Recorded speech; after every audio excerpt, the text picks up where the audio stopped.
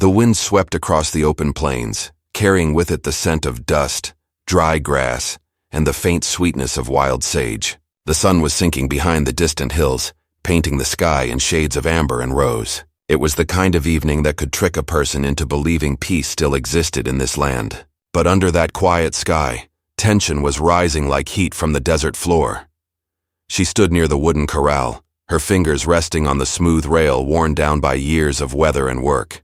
Her father's ranch stretched as far as the eye could see, a patch of land carved out of the wild frontier by hard hands and stubborn hearts. The cattle were restless that evening, lowing in uneasy tones as if they too could sense that something, or someone, was near. He had been watching her for days, though she hadn't seen him yet. Hidden in the shadows of the canyon, the Apache warrior had studied the ranch, the movements of the men, the routine of the riders, and the girl who moved among them with quiet grace. She was not like the others. There was no hardness in her, no hatred when she looked toward the distant mountains that had once belonged to his people. He had come to that land for a reason, and though vengeance had once burned in his chest, it wasn't anger that drew his gaze to her. The girl, young but shaped by the roughness of frontier life, had learned early that beauty could be both a gift and a curse. She wasn't fragile, her hands were calloused from work, her shoulders strong from carrying feed, and her eyes sharp enough to spot a stray calf before anyone else. But there was something in her that the men around her didn't understand. Something soft, quiet, and searching. Every night she would climb the small hill near the river and sit under the same old cottonwood tree. It was her escape from the noise of the bunkhouse, the endless talk of cattle prices and border troubles. There she'd listen to the coyotes and watch the stars until her mind calmed. Yet that night she didn't realize someone else was watching too. Someone who moved without sound, who blended into the earth like he was part of it. The Apache had come close enough to hear her humming. It was a simple tune, one her mother had once sung, and though he didn't understand the words, the sound pierced something deep inside him. It reminded him of the life he'd lost, his village burned, his family scattered by the soldiers who had once ridden under the same kind of flag that now hung from her father's porch. Still, when he looked at her, he didn't see an enemy. He saw a kind of peace he hadn't known since childhood, and that frightened him more than any rifle. The girl's father had warned her to stay close to the ranch. Rumors of Apache scouts had spread through the nearby towns, and there had been attacks on wagon trains, but she refused to live in fear. She had seen enough violence to know it never truly went away. It just waited in the distance, like a storm over the desert. That storm was about to break. The next day, a rider came racing in from town. His horse was lathered with sweat, his voice hoarse as he shouted that a group of warriors had been spotted near the canyon. The ranch hands saddled up fast, rifles ready, dust flying as they rode out. Her father went with them, leaving her behind with 2 aging workers and the uneasy quiet of an empty homestead. As dusk fell again, she walked out to the river, telling herself she only wanted to check the water troughs. But deep down, she knew she was drawn to that place for another reason. The air felt charged, alive, as if the night itself was holding its breath. And then she saw him.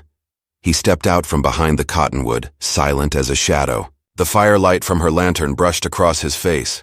The strong lines, the deep, calm eyes, the markings of his people painted faintly across his skin. For a moment they both stood still, neither moving, neither sure if the other would run or fight. "You shouldn't be here," she whispered, her voice trembling between fear and something else she couldn't name. He tilted his head, his expression unreadable. "This was my land before it was your father's," he said softly.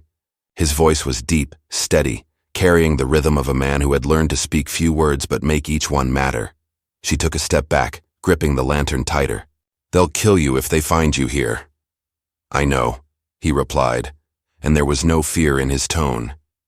"But I needed to see you." Her breath caught. "Me?" He nodded once. "You looked at the hills like you missed something." "I wanted to know what." For a long moment, there was only the sound of the river between them, moving slow and quiet under the moonlight. The air was thick with tension, not the kind born of danger, but of 2 worlds colliding, of curiosity stronger than fear. She should have run, but she didn't. Something in his eyes rooted her in place, something that didn't feel like a threat at all. It felt ancient, unspoken, like the land itself was watching them. He stepped closer, the beads and feathers in his hair catching the faint light. The scent of smoke and earth clung to him. "Every inch of this land has blood on it," he murmured, his gaze fixed on her face. "And every inch of me belongs to it." He paused, his voice dropping lower. "Every inch of me will be yours too if you want it." Her heart pounded so hard she thought he could hear it. She couldn't breathe, couldn't look away. His words wrapped around her like the heat of the fire, dangerous and alive.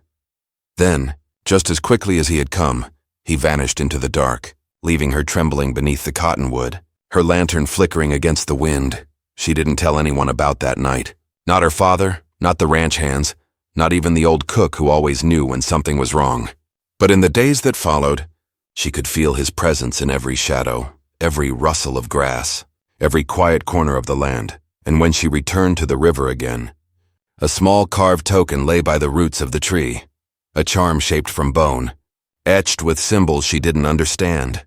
Her fingers closed around it, and she felt warmth rise through her chest. She didn't know it yet, but that token was both a promise and a warning.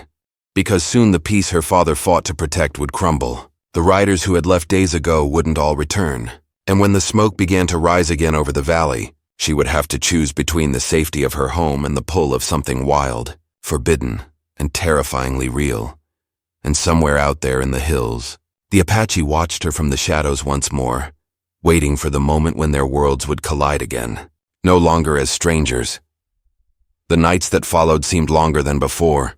Sleep came in fragments, and even when her eyes closed, her mind wandered back to the river, to the memory of his voice and the calm strength in his eyes. She told herself it was foolish to think about him, that the encounter had been nothing but a strange dream brought on by fear and loneliness. But deep down she knew it was real. Every detail of that night stayed with her. The sound of the wind, the rough bark of the cottonwood against her palm, and the way his words had echoed like a heartbeat inside her chest.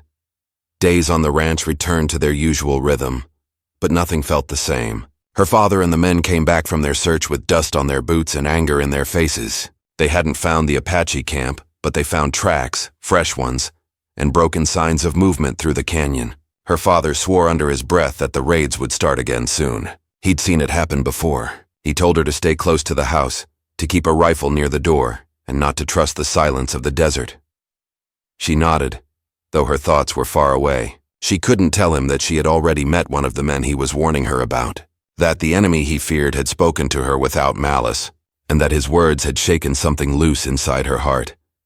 Each morning she worked beside the ranch hands, doing chores that left her arms sore and her mind spinning, but whenever she passed near the hill or looked toward the river, her pulse quickened. It was as if the land itself held its breath, waiting for something to happen. Her father noticed her distraction. One evening, as the sun fell behind the barn, he leaned on the fence beside her. "You've been quiet lately," he said, his tone rough but caring. "What's troubling you?" She kept her eyes on the cattle grazing in the distance. "Nothing, Pa, just tired." He studied her face for a long moment, the lines around his eyes deep with worry. "You need to remember what kind of land this is. Folks out here don't have the luxury of dreams. They'll get you killed faster than a rattler." She forced a small smile. "I know." But when he walked away, she looked toward the mountains again, where the sun dipped behind the ridges, and her heart whispered that she didn't believe him. Meanwhile, in the canyon, the Apache warrior watched the ranch from afar. His people were scattered. What few remained of his band had moved north after soldiers burned their camp the previous winter. He had stayed behind, choosing to live in the shadows of his homeland. To him, the land wasn't just dirt and stone. It was the bones of his ancestors, the spirit of everything he had lost. And now, against every instinct he had, that land had led him to her. He told himself it was madness. She was the daughter of the very people who had driven his tribe into the hills. But there was something about her presence, the way she had looked at him without hate, that unsettled him more than any weapon. In the nights that followed, he returned to the riverbank. He never approached the house, never crossed the invisible line that separated his world from hers. But he left small tokens, stones arranged in patterns, a feather bound with sinew, traces of his presence that only she would understand if she found them. It was his way of saying he hadn't forgotten, and she didn't. One morning, she found the feather near the water. It was from a hawk, bound with a strand of dark hair. Her breath caught as she knelt beside it. She looked around quickly, her heart racing, but there was no one there. Only the quiet rush of the river and the rustle of reeds. She hid the feather inside her apron before heading back to the ranch, But all through the day, her thoughts were restless. The ranch hands noticed her unease. One of them, a broad-shouldered man with a habit of watching her too closely, started asking questions. "You've been wandering by that river a lot," he said one afternoon, leaning against the post as she filled the water pail. "Your pa won't like that if he hears." She kept her voice steady. "I go there for peace, that's all," he smirked. "Peace? Not much peace out that way. Word is the Apache's been sighted again." Her hands froze around the pail handle. "You don't know that." "Oh, I know what I saw. Tracks near the hills, fires at night. They're out there watching us. Always are." She turned away, trying to hide the tremor in her voice. "Then maybe you should keep watch instead of talking." The man laughed, but there was an edge to it. "You're brave, I'll give you that. But don't be foolish. Those people aren't the stories you tell yourself. They'd as soon cut your throat as look at you." That night she couldn't shake his words. She sat by the window, the moon spilling pale light across the wooden floor. Part of her wanted to believe the man was right, that her father's warnings and the townsfolk's fear were justified. But another part, the part that remembered the calm in the Apache's eyes, refused to accept that he was a monster. Out beyond the fence line, the coyotes began their cry, long and mournful. She watched the horizon, wondering if he was out there listening to the same sound. The days grew hotter, and the tension in town thickened. Soldiers passed through the settlement more often now, their horses kicking up dust as they rode toward the mountains. The ranchers spoke in low voices about fortifying their land, about revenge and protection. Her father spent more time cleaning his rifle than he did sleeping.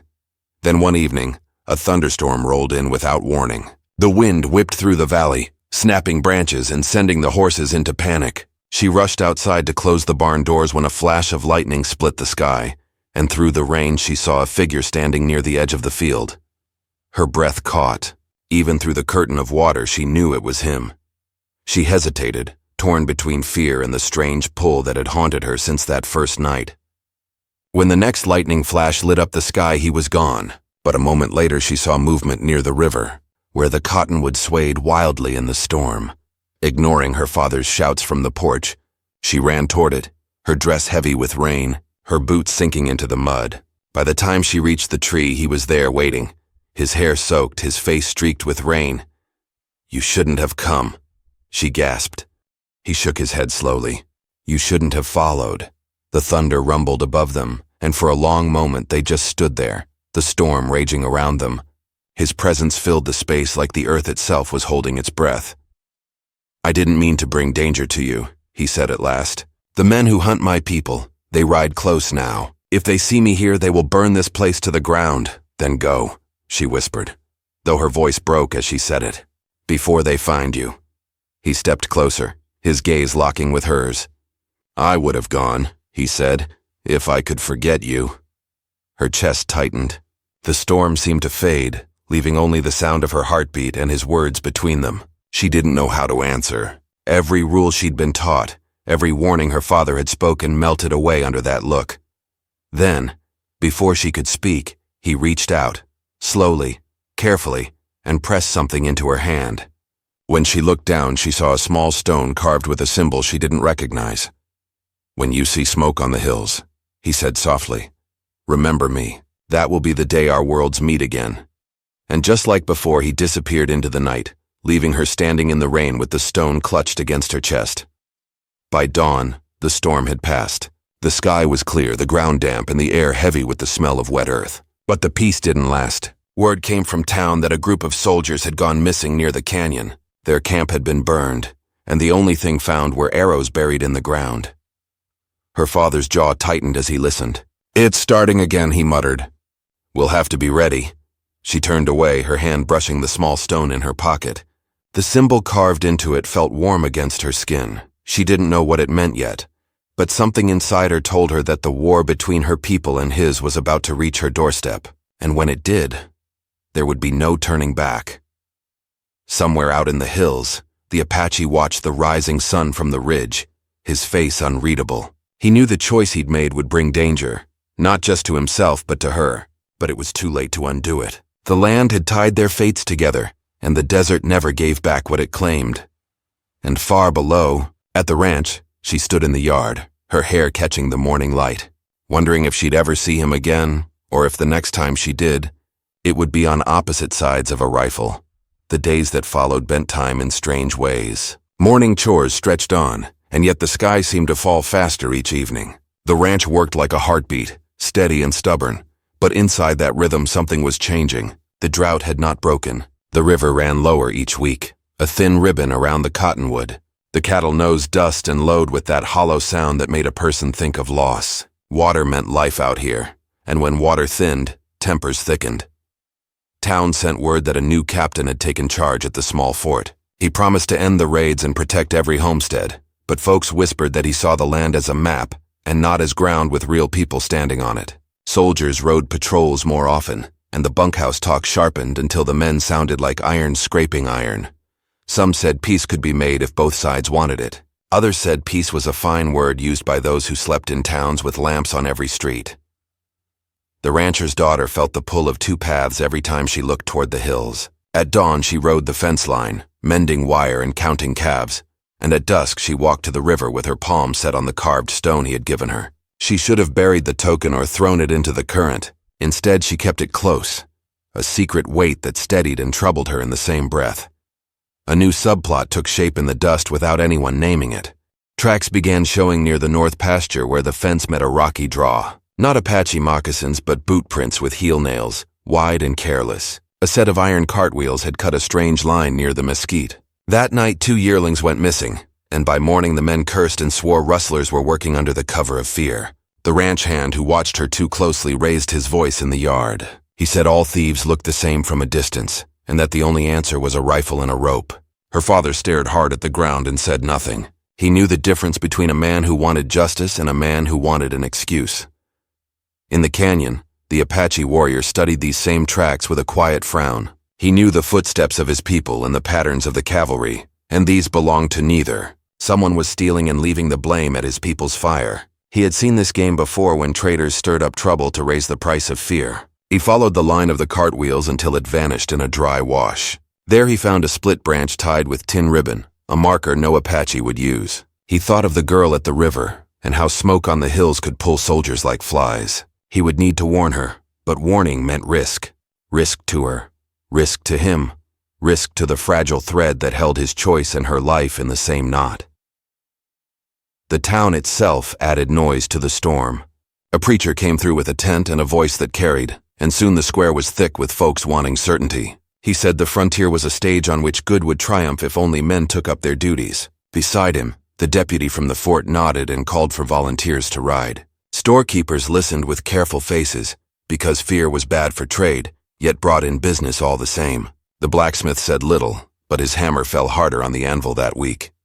Another thread wound into the story when a small wagon rolled up to the ranch. A woman stepped down with 2 children and a battered trunk. She said her husband had gone missing with the soldiers, and that the fort fed her words but not her stomach. The rancher set a pot on the stove and gave the spare room over the pantry. The daughter led the children to the creek and let them toss stones in the shallows. That evening the woman confessed she had seen riders near the canyon who wore pieces of uniforms and pieces of native dress, a mix that made no honest sense. The daughter felt a cold line run down her spine, as if the land itself wanted to warn her. She asked for every detail. The woman remembered a scar on a cheek, a white horse with one eye cloudy, and a laugh that sounded like someone chopping tough wood.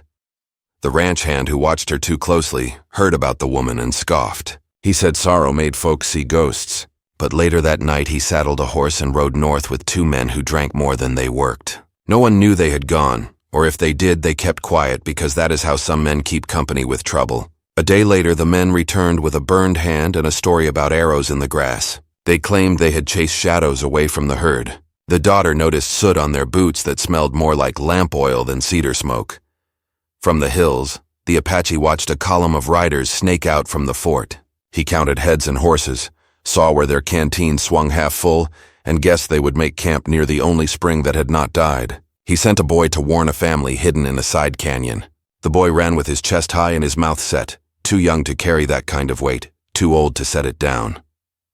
That night the warrior moved toward the river as the moon climbed. He stood near the cottonwood until the sound of slow steps reached him. She came into the pale light like a thought made flesh, hair tied back, a shawl around her shoulders, eyes bright with questions. He told her about the mixed riders and the false signs. He told her the fort would ride hard at dawn, and that men who profit off fear like to be nearby when sparks were thrown. She listened with her hand pressed to the small stone in her pocket, her heart tugging between trust and the rules she had breathed since childhood. He asked if the ranch's north draw had new tracks. She nodded once. He told her to keep people near the house and to bring water and blankets inside, because trouble rarely knocks where it cannot see a door. She asked him why he risked the meeting when he could vanish into the hills. He did not answer directly. He only said that a hawk circles above hunger and home in the same sky. She understood and did not press. Before he left, he set the hawk feather on the root and told her the symbol carved on the stone meant a path crossed by water, a place to meet if both sides needed to speak. It lay where the canyon opens into a flat, under a red rock that looks like a crouched animal. He said to come only when the cloud above the sun looks like torn wool. It was a sign he could see from far away.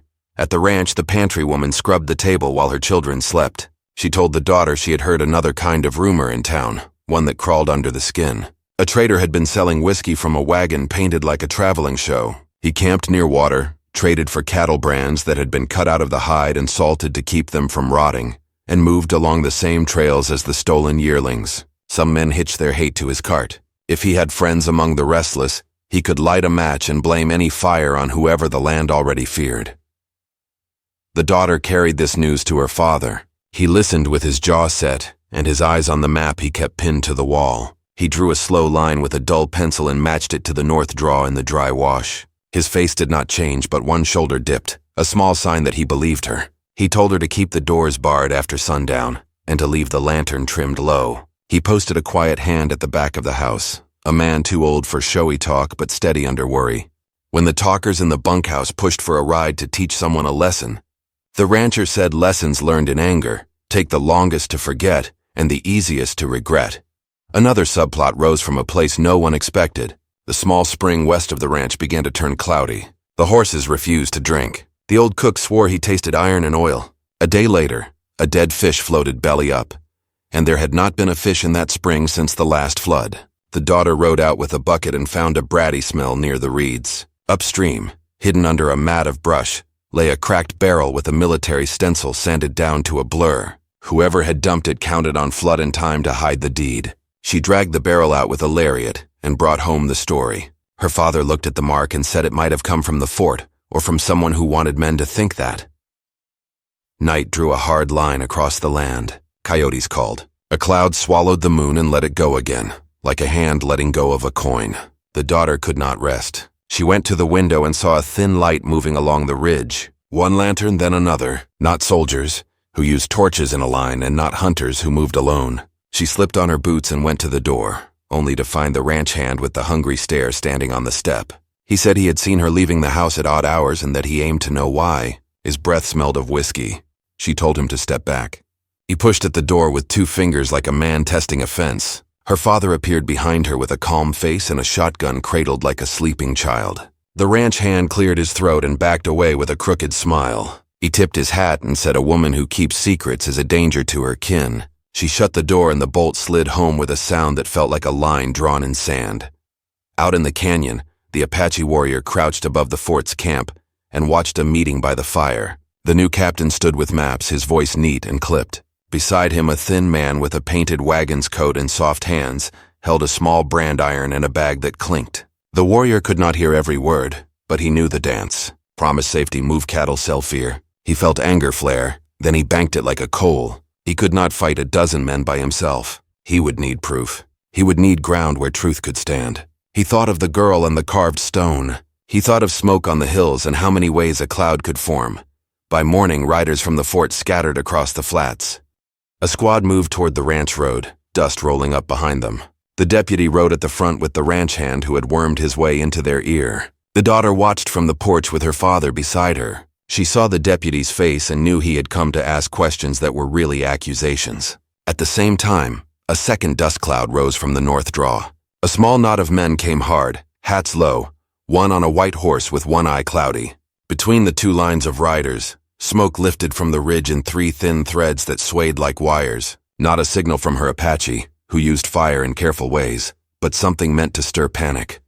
She stepped down into the yard, the carved stone warm in her fist. The pantry woman pulled the children close under the eaves. The old hand at the back door moved into the light with his palm high and empty. The air was tight, as if the whole desert had drawn breath and refused to let it out. A figure slipped from the cottonwood's shade and stood where the yard met the river path. The Apache warrior lifted one hand in peace. He had come into the open where all could see him. The deputy jerked his reins and pointed, shouting for men to spread and take aim. The knot of mixed riders from the north shouted too, their voices eager and rough. The ranch hand turned on the daughter and said he knew she had been meeting the enemy, and that she had led danger straight to her own door. Her father stepped between her and the guns with both palms raised. The warrior did not move. The deputy's horse danced under him. The smoke on the ridge thickened. The white horse with the cloudy eye pushed closer, its rider grinning with that hard, chopping laugh the pantry woman had described. He swung a lariat in a slow circle, as if the yard were his already. The daughter reached for the shawl pocket where the hawk feather lay. Wind tugged at her hair. Every voice seemed to fall away, leaving only the rush of the low river and the quick beat in her chest. She looked at the warrior and saw in his face not fear but a kind of sad resolve. He drew a breath and opened his mouth to speak. Yet before any words could cross the distance, the first gun cocked sharp as a breaking twig, and men on both sides shifted their weight toward the trigger. The standoff in the yard stretched like a taut rope ready to snap. The air felt thick, charged heavy with dust and dread. Horses shifted and snorted, eyes wide with tension. The deputy raised his hand, waiting for an excuse, any excuse to fire. The rancher's daughter stood frozen, her heart pounding so loud she thought everyone could hear it. Her father's stance was firm, his old shotgun lowered but ready. Behind them, the women clutched the children close, their faces pale against the fading light. The Apache warrior didn't move, his eyes locked on hers across the open space, silent as stone. The ranch hand with the whiskey breath was shouting now, waving his arms toward the warrior. "There's your thief!" he cried. "There's your killer! He's been spying on us for weeks." His words fanned through the men like wildfire, feeding fear, turning it to fury. Some of the riders cursed, gripping their reins tighter. Others looked uncertain, watching the still figure by the river who hadn't once reached for his weapon. The daughter stepped forward, her voice shaking but clear. "He's not who you think he is." The deputy snapped his head toward her. "You stay out of this. He came to warn us," she said. "The men stealing cattle, poisoning water, they're not his people. They're men hiding behind lies and uniforms." Laughter broke from the ranch hand's mouth, low and mean. "You expect us to believe that? You think this savage came to save us? He's got you fooled, girl." Her father's jaw tightened. He shifted, moving slightly between her and the men, his gaze flicking from the deputy to the warrior. "Let her speak," he said quietly, his voice carrying over the noise. For a heartbeat, no one moved. Even the wind seemed to hush. The Apache warrior lifted one hand slowly, palm open. "The fire on the ridge," he said, his voice deep, steady, cutting through the tense air, "is not my doing. But men will use it to bring blood to this land again." He turned his eyes toward the deputy. "Ride north and you'll find tracks with wagon wheels, not moccasins." The deputy hesitated. His horse pawed the dirt, tossing its head. Behind him, the soldier beside him muttered something about false trails, but the deputy's face was caught between duty and doubt. Before he could answer, the shout of a rider came from the north. Everyone turned as a lone horseman galloped down the slope, waving his hat and yelling. His voice carried on the wind. "Smoke near the canyon. Fire spreading fast." The words snapped the fragile balance. The deputy cursed, wheeling his horse. "We ride," he barked, pointing to his men. "Take the ridge, don't let anyone escape." The group split. Half thundered north toward the canyon, the rest stayed behind, uncertain whether to follow or to face the man still standing in their yard. The rancher called out, "Hold your fire. That's not the enemy." But his warning was drowned in the roar of hooves and the rising wail of the wind. The ranch hand moved first. With a sneer twisting his mouth, he swung his rifle toward the Apache. "Then I'll do what you won't." The daughter screamed, but the gun fired before she could reach him. The shot cracked through the air, splintering the fence post beside the warrior. Dust flew, the horses panicked, and chaos erupted. The old ranch hand by the door fired into the sky, shouting for everyone to stop.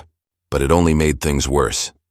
The Apache darted to cover behind the trough, moving with the precision of someone who'd lived his life in ambushes. He didn't return fire. His hand brushed his knife but stayed there, waiting. His eyes flicked once to her, sharp and calm even through the madness.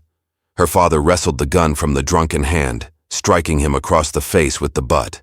"You'll kill us all, you fool," he shouted. The man fell into the dirt, blood running down his cheek. Smoke was visible now on the horizon, black, twisting, thick. The rancher stared at it, his face going pale. "That's not wildfire," he muttered. "That's oil smoke." The Apache stood slowly, stepping from behind the trough, his expression grim. "The poison barrels," he said. "They've been set alight." Her father turned to him, realization dawning. "They're trying to burn the land and blame it on your people." He nodded once. "And if they succeed, they will have your soldiers at their back." The words fell heavy, the truth too clear to ignore. The daughter grabbed her father's arm. "We have to stop them." Her father hesitated. "If we ride into that, we'll be caught between two sides." She looked to the warrior. "Then we'll go where neither side expects." The Apache met her gaze for a long moment, something unspoken passing between them. Then he turned toward the hills. "There's a way through the dry creek.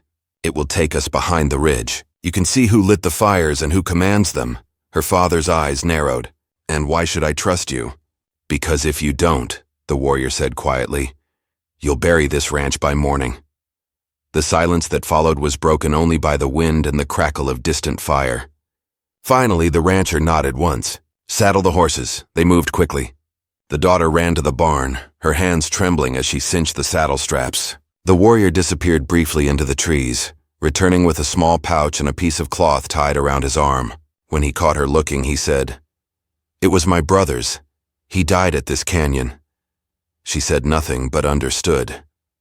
They rode out through the back trail, the firelight growing brighter with every mile. The air was thick with smoke, carrying the stench of oil and burned brush. The horses snorted, uneasy, their hooves pounding the hard earth. From the ridge came faint shouting, men's voices angry, desperate. At the crest of a hill they reined in. Below them the truth unfolded in the glow of the flames. A camp of wagons sat near the canyon mouth, stacked with barrels and crates. Men in half uniforms moved among them, some wearing soldier jackets, others plain coats. They were feeding the fire, not fighting it. The rancher cursed under his breath. "God help us." The daughter leaned forward, her heart hammering. "It's them, the same ones who poisoned the spring." The Apache nodded. "And when your soldiers arrive, they will find my people's arrows planted in the ash." Her father clenched his fists. "They're setting up a massacre." The warrior scanned the scene, eyes sharp. "The leader, the one on the white horse. He rides the path of the traitors. He's the one who sells death to both sides." Below, the man with the cloudy-eyed horse barked orders, his face twisted with satisfaction as the flames licked higher. The light glinted off the small brand iron in his hand, the same one used to mark stolen cattle. The daughter's pulse quickened. "We have to stop him before the soldiers get here." Her father shook his head. "We can't fight them all." "Then we don't," the Apache said. "We show the truth." He pointed to the canyon wall. "There's a trail above them. If we reach it before they see us, you can light a signal fire there. Your soldiers will see who's really to blame." The plan was dangerous, maybe impossible, but it was the only chance they had. They left the horses hidden behind the rocks and climbed. The smoke burned their throats, the heat pressing against their skin. Loose stones slid beneath their boots. Every sound echoed, each breath, each movement, a reminder that discovery meant death. Halfway up, a shout rang from below. Someone had seen them. The crack of a rifle followed, the bullet whistling past the warrior's shoulder. He didn't flinch, pulling her down behind a ledge. Her father fired once from below, covering them as the warrior dragged her higher. The wind shifted, pushing smoke across their path. She coughed, eyes watering, but kept climbing. When they reached the top, the view opened wide. The burning camp below, the line of soldiers in the distance, and the entire valley caught in the trap. The Apache dropped to one knee, striking flint against stone. Sparks caught the dry brush, flames rising quick and bright. The signal fire flared against the dark, tall enough to be seen for miles. "Now," he said, his voice low, "they will see." But the sound of hooves came fast behind them, shouting, gunfire, the chaos closing in. The man on the white horse was riding hard up the ridge, his lariat coiled, his rifle drawn. Behind him followed the men with half-torn uniforms. The rancher shouted from below, "Go! I'll hold them off." "No!" his daughter cried, but the Apache grabbed her arm, pulling her toward the edge. "He's buying us time." They ran along the ridge as bullets struck the rocks, sending shards flying. The Apache stopped suddenly, turning to face the oncoming riders. "Keep going," he told her. "Find the soldiers. Tell them what you saw. I'm not leaving you." He looked at her then, and for a heartbeat the fire reflected in his eyes like two burning stars. You have to. This land will only believe one story, and it must be yours. Before she could answer, he stepped forward, drawing his blade ready to meet the charge. The horses thundered closer, their riders shouting, and the fire raged all around them, lighting the night in a red, terrible glow. The last thing she saw before the smoke swallowed her was him standing at the cliff's edge, facing the oncoming storm, every inch of him unafraid. The wind howled through the canyon, carrying the smell of smoke, gunpowder, and burned earth. The ridge burned like a scar across the valley, painting everything in shades of red and shadow. Below, the chaos of battle broke apart as soldiers arrived from the east, their shouts mixing with the crack of rifles and the panicked cries of horses. The rancher's daughter stumbled through the smoke, her lungs aching, her dress torn, trying to see through the storm of dust and fire. Each breath came shallow, each step heavier than the last.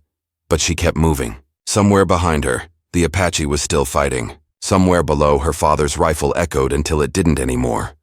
When she reached the lower slope, she turned and looked back. The ridge glowed orange against the darkening sky. The signal fire still burned strong, sending thick plumes upward. And now on the far side she saw the soldiers, dozens of them, halt at the sight. They stopped before the burning camp, their torches casting harsh light across the valley. The truth was finally there for all to see. The wagons that had carried poison and oil were marked not with tribal carvings, but with army stencils, scraped and altered. The men who'd been lighting fires wore tattered uniforms from old regiments, deserters turned thieves. Her heart twisted as she realized the Apache had been right. They weren't fighting a war of nations anymore. It was a war of greed. Men selling fear to those desperate enough to buy it. A gunshot cracked behind her. She spun, her body stiff with terror. The man on the white horse rode toward her, his grin gleaming through the haze. His rifle was empty, but he still had his rope. The lariat whistled through the air, wrapping around her arm. She fell to the ground, dragged through the dirt. He pulled hard, laughing. You should have stayed in your house, girl. You brought this on yourself. She clawed at the rope, the heat from the friction burning her skin. Her eyes darted toward the ridge. A dark figure was moving down fast, faster than any man should have been able to in that chaos. The Apache burst through the smoke, his blade flashing. The horse reared as he reached them, and the rope went slack. The outlaw swung his rifle like a club, but the warrior caught the blow on his forearm and struck back.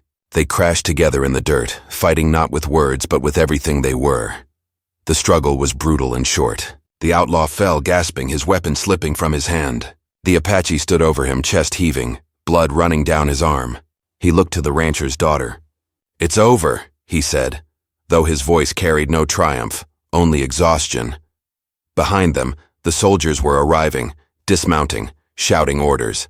The deputy from the fort strode forward, his face pale under the firelight. He took in the scene, the outlaw's body, the burning wagons, the barrels marked with the army's own seals, and realization dawned across his features. Dear God, he whispered. What have we done? The rancher's daughter fell to her knees beside her father, who lay near the trail, his rifle still clutched in one hand. He was alive but wounded, a deep gash along his side. She pressed her shawl to the wound, her tears cutting clean lines through the ash on her face. He opened his eyes and looked at her with a faint smile. You did right, he murmured. You showed them the truth. The Apache crouched beside them, helping bind the wound with his torn sleeve. The soldiers will stop the fire, he said quietly. They know now. Her father nodded weakly. You saved this valley, both of you. By dawn, the flames were dying. The soldiers had taken control of what remained, rounding up the surviving men from the outlaw camp. The deputy found records and trade slips among their things, proof of stolen cattle, fake army contracts, and forged orders meant to spark war between settlers and tribes. He came to the rancher's daughter, hat in hand, shame written plain across his face. You were right, he said.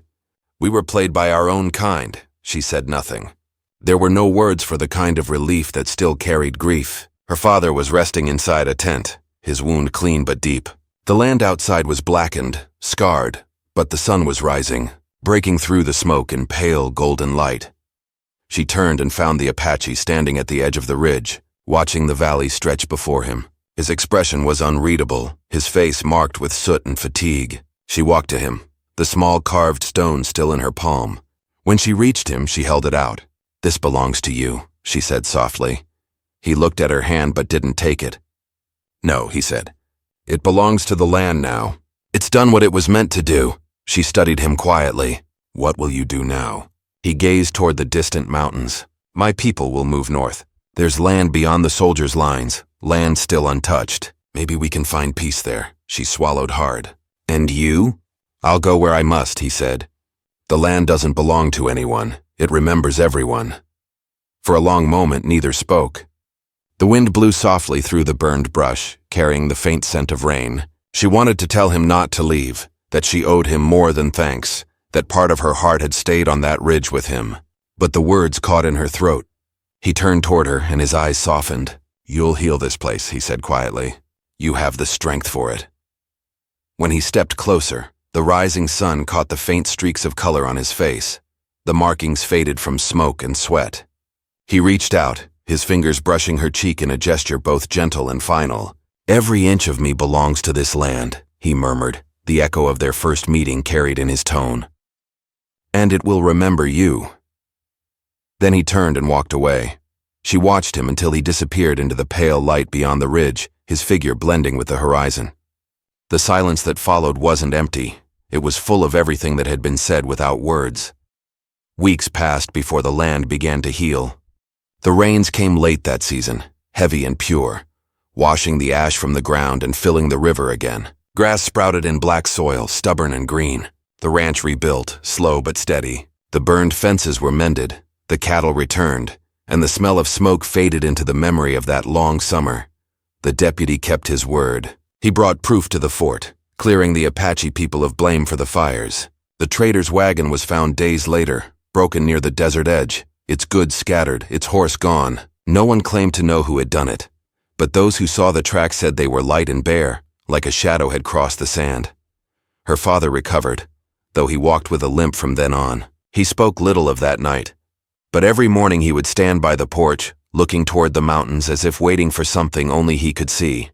The rancher's daughter often returned to the river. The cottonwood still stood, charred on one side but alive. She would sit under its branches and listen to the water, remembering his voice, his calm strength, and the way he had looked at her that last time. One afternoon, as the sun sank behind the hills, she noticed something caught in the roots of the tree, a small carved feather smoothed by time and riverstone. She picked it up and smiled, tears warming her eyes. Years later, people in the valley would tell the story of the fire, the night the land almost turned to war, and how it was stopped by courage and truth. Some said an Apache spirit had saved the ranch. Others said it was the rancher's daughter, guided by something higher than fate. No one knew for sure, but when the wind blew through the cottonwoods, it carried a sound like a whisper in two languages. The land that had seen so much pain had begun to forgive, and somewhere in the vast stillness of the desert, where the red rocks met the endless sky, a lone rider watched from the distance, unseen, but not forgotten. The valley remained quiet that evening. The sun touched the hills one last time before sinking away, and the shadows stretched long over the fields. Life moved forward. Cattle grazed again, water flowed, and children played near the fences where smoke once rose. The old wounds of the land had not vanished, but they had learned to breathe again, and as the stars came out one by one, she stood on the porch, holding the carved feather in her hand. Feeling the night wind brush against her face, she closed her eyes and whispered to the wind, knowing it would carry her words where they needed to go. Every inch of me remembers. Then she smiled faintly, turned back toward the house, and the door closed behind her as the sound of the river flowed steady under the starlit sky.